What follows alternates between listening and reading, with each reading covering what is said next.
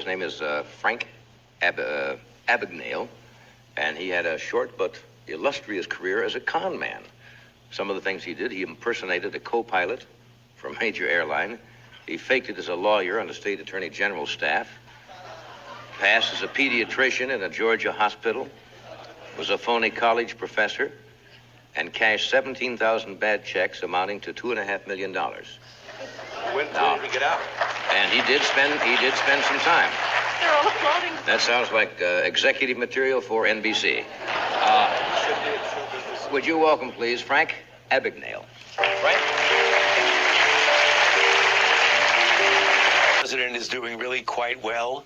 I had a long conversation last night at around 10 o'clock with Dr. Kevin O'Connor, who's the primary physician for the president, and the president continues to improve. He's putting in a full day of work virtually, and as each day goes by, he's doing fine. How did you pass yourself as a pediatrician? Now, that's kind of tricky because, I mean, that's technical and... Well, as the pediatrician, probably, it was really ended up being the most easiest, which should have been the most difficult. I supervised 7 interns on the midnight to 8 shift. Have you had any medical training? No medical training. And I don't like the sight of blood. And when I would be called to the emergency room, I'd walk in, there'd be 2 or 3 interns there, and I'd be called down, and I'd walk in, and I'd say, "What's the problem?" And they'd say, "Doctor, we have a severe incardio here with a..." I didn't know if the guy broke his leg, had a heart attack. So I would say, "Well, Dr. Carter, what do you think?" "Well, doctor, I would like to administer 30 cc's of this." "Dr. John, I concur." "Dr. Jane, I concur." "Gentlemen, have at it." And out I would go. Well, I became one of the most respected residents because I was the only one that ever allowed them to do anything without any... Crazy story. Monkeypox is a rare disease that is caused by infection with monkeypox virus. Symptoms include a rash with skin lesions that appear on certain body parts or all over the body. Currently, CDC scientists are tracking multiple outbreaks of monkeypox that have been reported in several countries that don't normally report monkeypox, including the United States. I happened to be walking up 42nd Street and I saw this airline crew come out of a hotel, and I thought that would be the perfect front for me to be able to travel around the country posing as a pilot. Not only could I fly for free, but I would also be able to stay at hotels for free. Because they do have reciprocal things, don't they, the airlines? I mean, it's what they call like deadheading. You can get on a plane.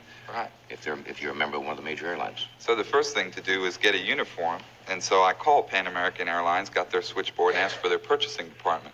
I guess this was my first con, and when the purchasing officer came on, I told him that I was a pilot based in LA, was here in New York on a layover. Someone had stolen my uniform. Where could I get a replacement? And he sent me down to the uniform company and called up ahead, told them I was coming. They fitted me out.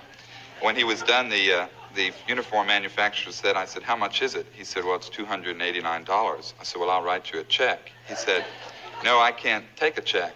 I said, "Well, I'll pay you in cash." He said, "No, I can't take cash."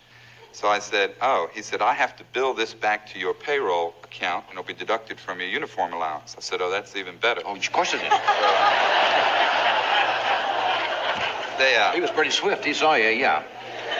So in other words, you filled out a voucher and they sent the voucher back to Pan Am. And I then had the uniform, but I didn't have an identification card. And so I went to a large manufacturer that I found in the Yellow Pages in New York of identification cards, and I told them that I represented an airline in Puerto Rico that was getting ready to expand service to the United States, hire on 200 new employees, and we wanted to go to a formal ID card. Well, he told me, "That's fine." He said, "Let me show you some samples." I said, "This is what we're looking for." And he said, "Okay, let me give you a sample to take back." And I said, "Could you fix it up? I mean, laminate it and make it look like a finished product. You can use me in the picture if you like." He said, "Oh, fine, have a seat." And the problem I had is when I left there, it had no name on it. It had no airline's insignia, no name, and it had already been laminated, so I couldn't type anything on or put anything on.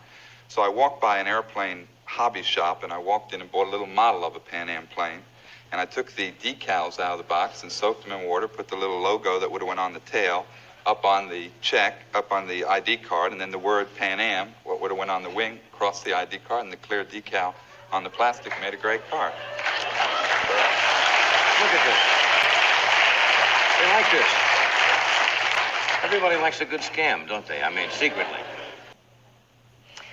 It's really hard to say because there are a couple of things happening here. So I think it's really reassuring that President Biden tested negative on Tuesday. So it's unlikely that on Tuesday he had a high enough viral load to test positive and therefore also to be able to infect other people. I did that for about 2 years. I traveled around about 82 countries. When did they catch you on the checks? Obviously, the checks caught up with you. Well, what I would do is I'd check into a hotel as an airline crew member, sign in, be billed back to the airline. Then I'd check out in the morning and I'd write a personal check in the beginning. And of course, the airlines had an agreement to cover their employees' checks up to $100 with the hotel, so they would go ahead and accept it. And then as I progressed, I started making up airline checks so that I could make them for $300 or $400. Certainly, and then I would check it. And you traveled some 82 countries. Flew some 3 million miles. Always rode in the cockpit in the jump seat as a non-revenue pilot. Always rode on every one but Pan Am, so that no one would ask me, where are you based, and so forth. Didn't any of the pilots say, hey, what do you think of the new low-ran system or the DME or... Well, when I first started, I was in LaGuardia Airport sitting in a restaurant, and I'd only had the uniform a couple of days, and a TWA pilot walked in and said, how you doing? Said hello, and he said, what kind of equipment are you on? And I thought, well, equipment, I didn't know what to say, so I said, General Electric. And he said, oh. And he walked out, so I quickly found out what equipment meant, what type of aircraft. What kind of aircraft you flying? What, did he think you were flying a washer or something? So we're really looking at Wednesday, yesterday, as that time period. Now, he was in close contact with a lot of people, even though it was outside, which is relatively protective. But we also know that BA.5, the dominant variant now, is extremely contagious. And so I think that looking at all those people that he was exposed to yesterday would be important. Now, hopefully, all those individuals are up to date with their vaccines, which means that they are very well protected against severe illness if they were to contract COVID. Everybody likes a good scam, don't they? I mean, secretly. And there are certain precautions they should be following. For example, they should be wearing a mask when in public places. They should also be getting tested now and then getting tested again in 5 days' time.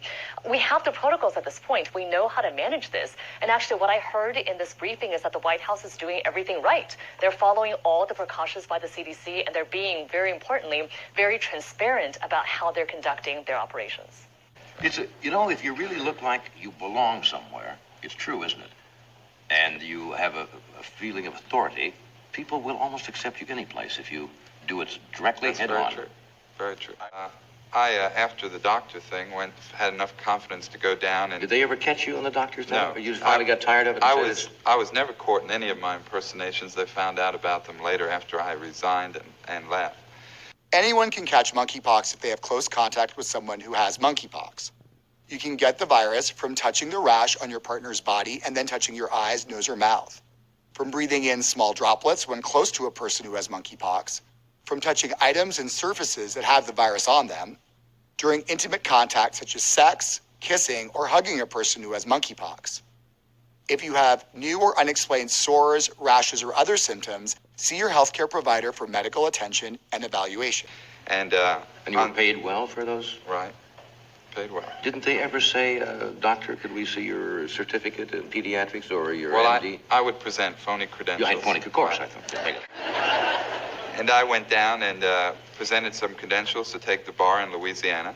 And I studied for it for about 3 or 4 months, took it 3 times. The third time I passed it, legally passed it, and went on to work as a corporate lawyer on the Attorney General's staff, and worked there for almost a year. Yeah. Won a number of cases while I was there.